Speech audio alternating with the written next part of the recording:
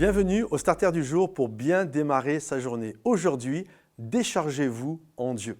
Je crois qu'il nous arrive à tous parfois d'avoir nos cœurs chargés, nos têtes chargées, nos pensées qui sont littéralement chargées de toutes sortes de choses qui viennent nous stresser. Ça peut être un poids financier, on ne sait pas comment on va finir à la fin du mois, peut-être c'est la chaudière qui est cassée, la voiture qui vient de tomber en panne, on était déjà ric-rac, peut-être on était déjà à découvert et là on est chargé. On peut être chargé à cause d'un conflit familial, des enfants qui se font la guerre et en tant que papa, maman, il y a une tristesse qui est là et ça charge notre cœur. Il y a une lourdeur qui est là, il y a une tristesse qui est là. Parfois ça peut être la maladie qui vient nous charger, parfois c'est… Bref, il peut y avoir mille et une choses, le travail, le chômage, il y a toutes sortes de choses comme ça qui viennent nous charger. Et j'aimerais aujourd'hui vous encourager à vous décharger sur Dieu. Le psaume 55, un psaume écrit par David, il parle d'un persécuté, d'un homme qui est persécuté dans ses pensées et il est totalement chargé.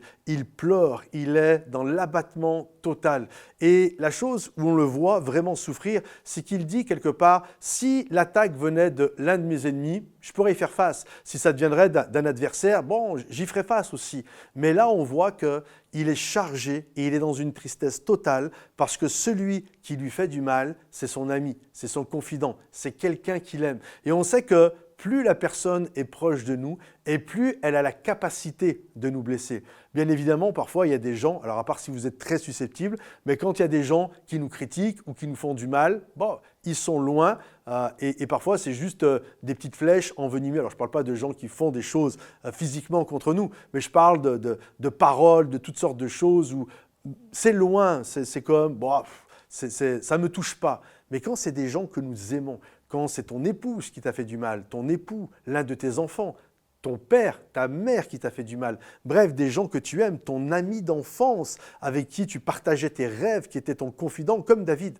Et on voit ici que ça l'a vraiment chargé, ça l'a vraiment épuisé. Et il est dans la difficulté. Et Dieu va l'inviter à se décharger sur lui. Et il y a cette fin de psaume qui est magnifique, « Recommande ton sort à l'Éternel. Décharge-toi sur Dieu. » Et vraiment, je t'encourage. Il y a des gens, mes amis, laissez-les aller. Recommandez votre sort à l'Éternel.